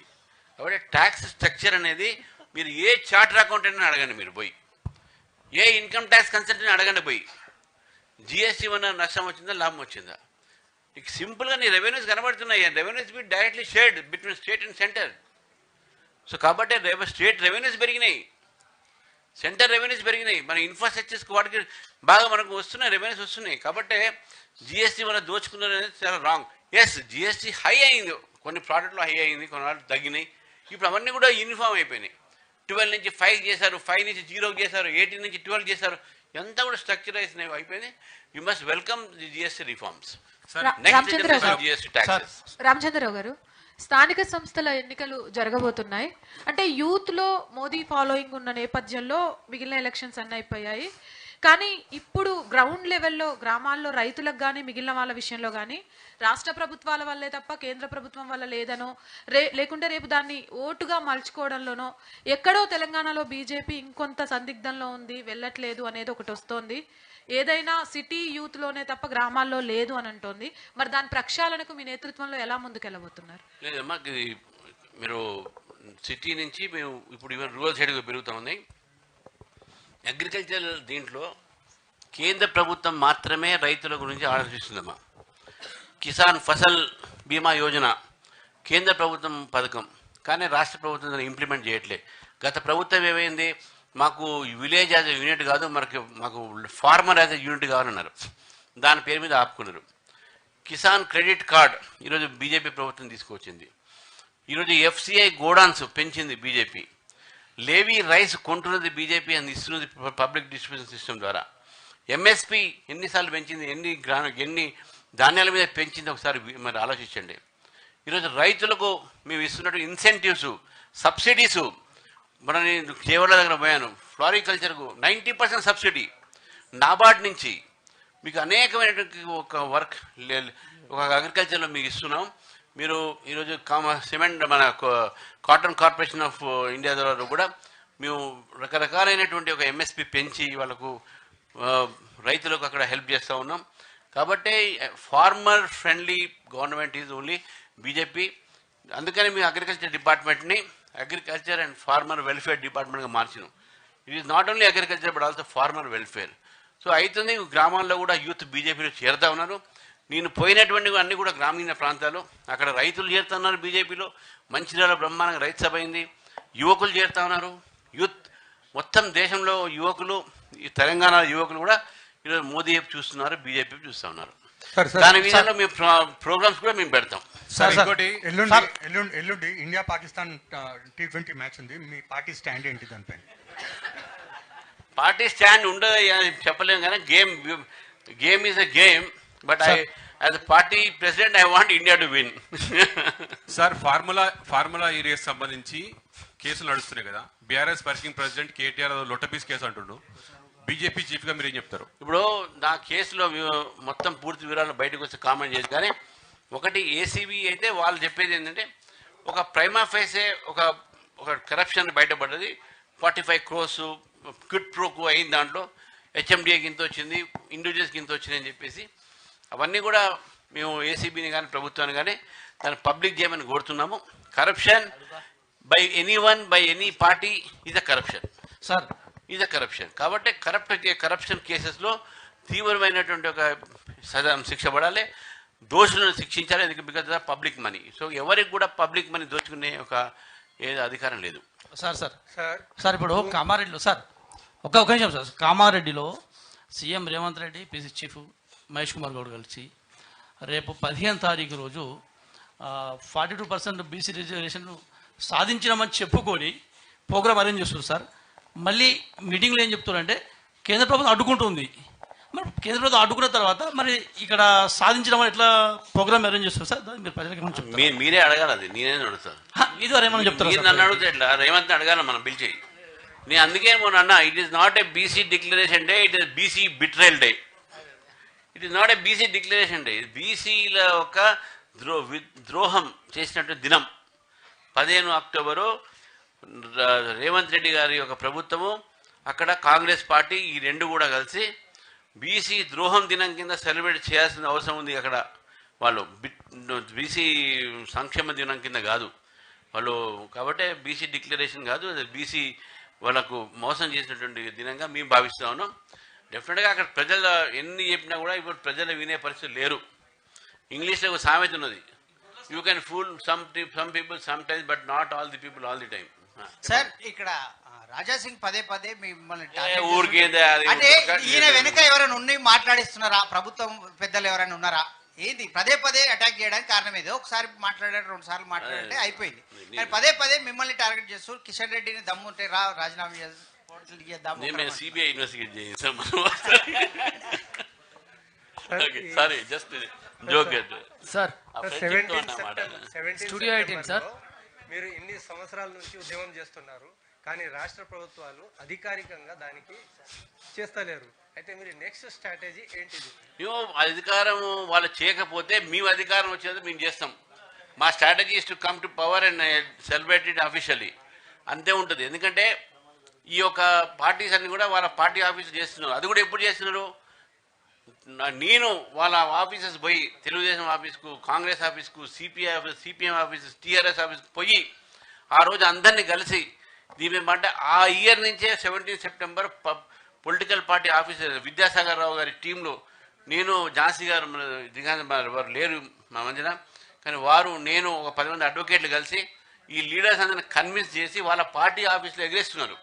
నువ్వు పార్టీ ఆఫీస్ ఎగరేసినప్పుడు అధికారంలో ఉన్నప్పుడు నువ్వు ఎందుకు ఎగరేలేవు అధికారంగా? I don't understand. నువ్వు పార్టీ ఉంది, ఇది డబుల్ స్టాండర్డ్. ఎంఐఎం ఏం చేస్తాడో ఏందో, ఓవైసీ ఏమంటాడో ఏందో, ఈ భయం ఓవైసీ ఫోబియాలో ఉన్నారు వీళ్ళందరూ, మజ్లిస్ ఫోబియా. వాళ్ళు ఏమనుకుంటారో పాపం. అనుకోవడం ఏంది? వాళ్ళు అనగానే మీరు వద్దంటారా?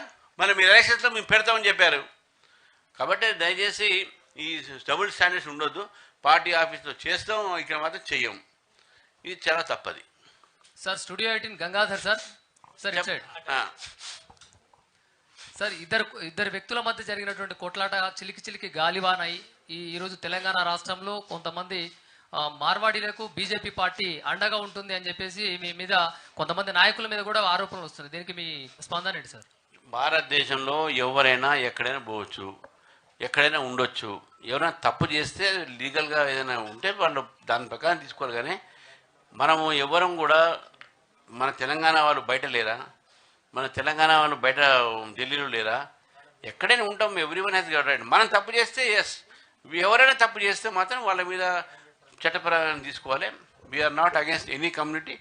ఏ దీంట్లో కూడా ఆలోచన అందరికీ అట్నే ఉండాలి. మన భారతదేశంలో ఎవరైనా ఎక్కడైనా పోయి రావచ్చు, ఉండొచ్చు, సెటిల్ కావచ్చు, జీవించవచ్చు. That is the greatness in our country. దాన్ని మనం చేయాలి. కానీ ఎస్, వాళ్ళు ఏదైనా తప్పు చేస్తున్నారు, ఏమైనా complaint, law should take its own action. న్యాయవాది, జాతీయవాదిగా మీరు రాష్ట్ర అధ్యక్షుడిగా బాధ్యతలు చేపట్టారు భారతీయ జనతా పార్టీలో. కార్యకర్తలు కూడా చాలా మీ మీద ఆశలు ఉన్నాయి. కమిటీ కూడా వేసుకున్నారు. ఇప్పుడు జిల్లాలు కూడా అప్పుడప్పుడు వెళ్తూ ఉన్నారు. రాబోయే 3 ఏళ్లలో భారతీయ జనతా పార్టీ ప్రభుత్వాన్ని తేవడానికి మీరు చేసే కార్యాచరణ ఏంటి? ముఖ్యమైన రామచంద్రరావు గారి మార్కు కార్యాచరణ ఎలా ఉంటుంది? డెఫినెట్గా దానికి మార్గం ప్రజల్లో పోవటము, ప్రజల్లో మేము ఉంటాము. ఈ ప్రభుత్వం వ్యతిరేకంగా పోరాడతాము, ఉద్యమిస్తాము. ఉద్యమమే మా బాట. ముందుగా ప్రజా ఉద్యమాలు, ప్రభుత్వం వ్యతిరేక ఉద్యమాలు, ప్రజాస్వామ్య పద్ధతిలో భారతీయ జనతా పార్టీ ఎన్నుకునే బాట ఉద్యమ బాట. ఈ ఉద్యమ బాటతోనే ప్రభుత్వాన్ని బట్టబయలు చేస్తాము. ప్రజల ఒక మన్నన భారతీయ జనతా పార్టీ పొందుతాము, అధికారంలో వస్తాము. సార్ అప్పట్లో ఓఆర్ఆర్ అలైన్మెంటు వంకర్లు తిరిగింది. ఇప్పుడు ట్రిపుల్ అలైన్మెంట్ కూడా మారుతున్నది. దాంతో పేద మధ్యతరగతి వర్గాలు ఆందోళన చెందుతున్నాయి. దానికి సాక్ష్యం చౌటుప్పలు ఆ ప్రాంతంలో జరుగుతున్న ఉద్యమాలు. నెంబర్ 2, ఫ్యూచర్ సిటీ మీద మీ అభిప్రాయం ఏంటి? ఏదున్నా మంచి జరిగితే మంచి అనగానే ఇప్పుడు ఫ్యూచర్ సిటీ, ఓఆర్ఆర్ అలైన్మెంట్స్ ఇది ఎవరికి బెనిఫిట్ చేయకుండా ఉంటేనో మంచిది. రైతులు చాలామంది కోఆపరేట్ చేస్తూ ఉన్నారు. North side almost it's over. ఇది ఇప్పుడు చౌటుప్పలు మీరు అన్నట్టు అక్కడ రైతులు కూడా చాలా ఆందోళన పడుతూ ఉన్నారు. ఏదైనా మంచి సాగుకునే రైతు మన భూమి కానీ అవి కానీ అవి ఎక్వైర్ చేసేటటువంటి ఒక ఏదైతే ఉందో అది మంచిది కాదు.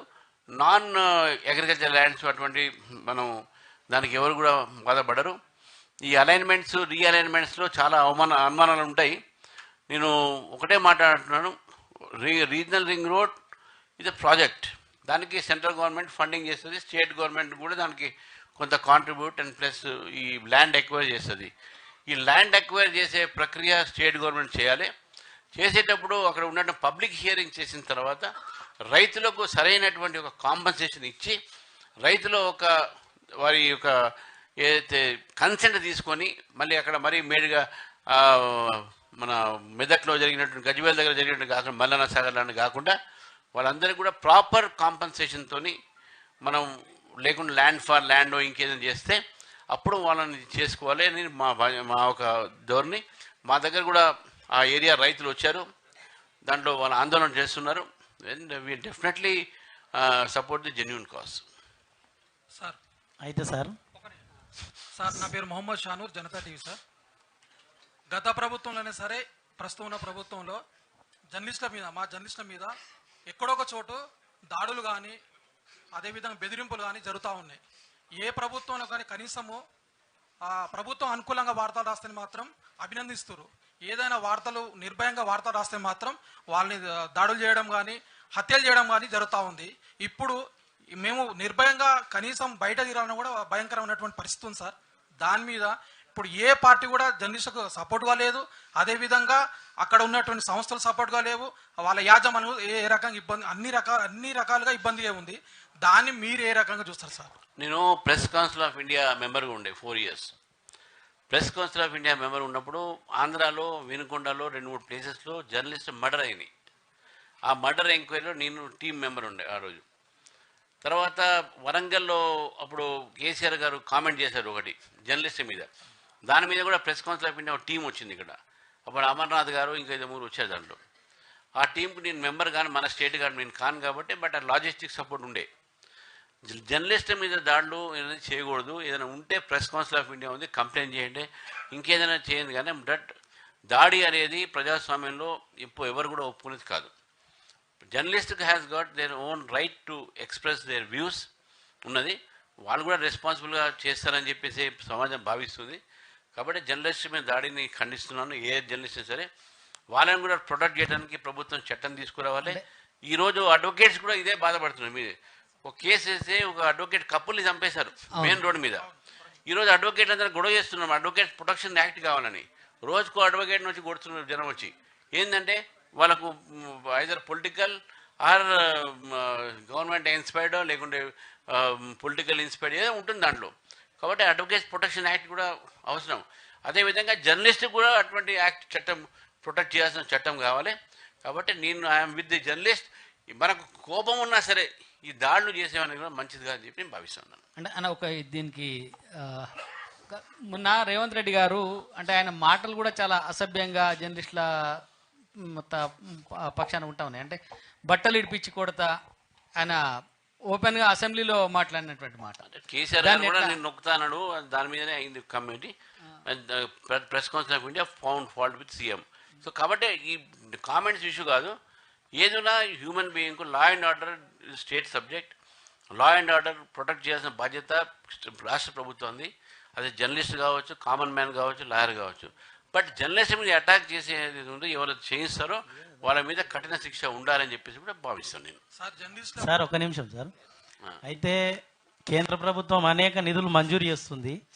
దాంట్లో గొర్రెల స్కీమ్లో 1000 కోట్ల కుంభకోణం జరిగింది. దాంట్లో సెంట్రల్ అమౌంట్ ఉన్నాయి, ట్రాక్టర్ల కుంభకోణం ఉంది, అందులో కూడా సెంట్రల్ ఉన్నాయి. దీని మీద మీరు సెంట్రల్ నుంచి కానీ ఎట్లాంటి నిధులు సద్వినియోగంగా వినియోగిస్తారని ఎట్లాంటి చర్యలు తీసుకుంటారు వీటిపైన? దుర్వినియోగం అయిందని సద్వినియోగం చేయలేము, దాన్ని ఈడీ చక్కగా చేస్తుంది, ఈడీ ఏదో ఇచ్చినట్టుంది. సరే రాబోయే ఫండ్స్ రిలీజ్ జాగ్రత్తగా యూజ్ చేయాలని చెప్పి అనుకుంటాను. ఇదంతా ఇప్పుడు క్యాగ్, ఇప్పుడు నెక్స్ట్ క్యాగ్ మీద ఎప్పుడైనా మాట్లాడినప్పుడు నేను మాట్లాడతాను. ఇవన్నీ అన్నీ ఒకేసారి చెప్తే మీకు కూడా రాయడానికి మీరు ఇస్తారు ఇంతనే స్పేస్, దాంట్లో ఎందుకు రాస్తారు? నెక్స్ట్ మాట్లాడదాం. Thank you sir. ఒక చిన్న క్వశ్చన్ సార్. ఇప్పుడు చాలామంది రైతులకి ఆ రోజు 1983లో రామారావు గారు భూములు చేసుకోమని చెప్పేసి అని పొలాలు ఇచ్చిండు. ఆ పొలాలు అప్పుడు మన తెలంగాణ ఏదో టీఆర్ఎస్ గవర్నమెంట్లో ఏదో వాళ్ళ కాంపన్సేషన్ ఎంత ఇస్తామని చెప్పేసి నా ల్యాండ్ అంతా బడబడలకు కట్టబెట్టారు. అయితే రీసెంట్లీ సంగారెడ్డి జిల్లాలో ఒక దగ్గర 2000 కోట్ల ప్రాపర్టీ, అది 2 డిస్ట్రిక్ట్ల మధ్యలో బార్డర్ ఆటోమేటిక్గా ఒక పెద్ద బిల్డర్కి రిజిస్ట్రేషన్ అయిపోయింది. మళ్ళీ ఇంకోటి రైతుల భూముల్ని భయపెట్టించేసి ఆ లవణ్యపడ్డ భూములు తీసుకుపోయి రిజిస్ట్రేషన్ చేస్తున్నారు. దానిలో ఆర్డీఓ ఆఫీసర్ కూడా ట్రాన్స్ఫర్ అయిపోయాడు మొన్న. మరి ఇట్లాంటి ఇప్పుడు ఎందుకంటే రైతుల భూమిని వాళ్ళు భయపెట్టించేది గవర్నమెంట్ భూమి అని చెప్పేసి అని లవణ్యపట్ట భూమి అని చెప్పి వీళ్ళు రిజిస్ట్రేషన్ చేస్తారు. ఎట్లా రిజిస్ట్రేషన్ అయితే సార్ దానికి ఏమైనా యాక్ట్ అయిందా? ఇప్పుడు జర్నలిస్ట్గా క్వశ్చనా, క్లయింట్గా అడ్వకేట్ అడుగుతున్నాను? జర్నలిస్టులు ఏం చేయలేకపోతున్నాం సార్ దానికి. మళ్ళీ ఫీజు అవుతుంది దానికి. ఉంటే కేస్ టు కేసు ఉంటుంది, అది వీళ్ళు స్టడీ. ఎందుకంటే అది రెవెన్యూ మ్యాటర్ ఉంటుంది కాబట్టి కొద్దిగా అది జాగ్రత్త చూసుకోవాలి. ఎందుకంటే అది ఆ కేసు మనకు కూడా తెలియదు. మనం ఏదైనా కామెంట్ చేసినప్పుడు అది it will effect the revenue officers కూడా ఉంటుంది. బాగుంటుంది. అంటే మనకు మొత్తం కేసు తెలుస్తున్నా మనం మాట్లాడవచ్చు. థ్యాంక్ యూ వెరీ మచ్ అన్న. ఇది ఈ కార్యక్రమంలో మన రామకృష్ణ గారు నగర అధ్యక్షులు వారు ఓట్ ఆఫ్ థ్యాంక్స్ ఇవ్వాల్సిందిగా కోరుతాం.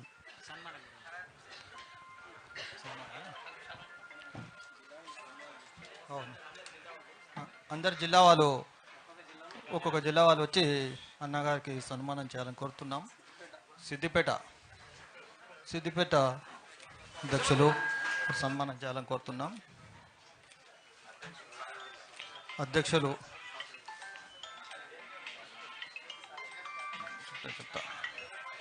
అందరూ పిలిచినప్పుడు మన తెలంగాణ జర్నలిస్ట్ యూనియన్ ఒక పిలుపు మేరకు అందరూ వచ్చినందుకు వాళ్ళకు ప్రత్యేకంగా శుభాకాంక్షలు తెలియజేస్తున్నాం. ఇప్పుడు ఈ కార్యక్రమం అనంతరము అందరికీ భోజన వసతి కల్పించాం. అందరూ భోజనం చేసి పోవాలని కోరుతున్నాం. అదే కాకుండా ఒకరొకరు చిన్నగా ఒకరొకరు కప్పండి, చిన్నగా ఒకరొకరు కప్పండి చిన్నగా. నెక్స్ట్ ఒకరొకరు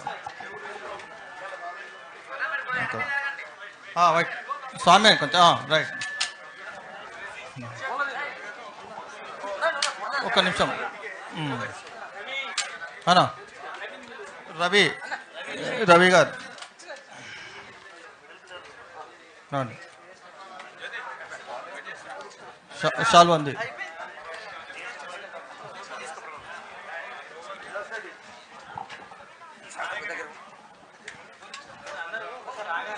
చిన్నగా ఒకరొకరు రాండి, అందరు వస్తే ఇక్కడ ఇబ్బంది అవుతుంది. అందరూ సన్మానం చేసే కార్యక్రమం ఉంటే అందరు చక్కగా చేసుకోవచ్చు. ఒక్క నిమిషం ఉండండి, ఒక్క నిమిషం రైట్.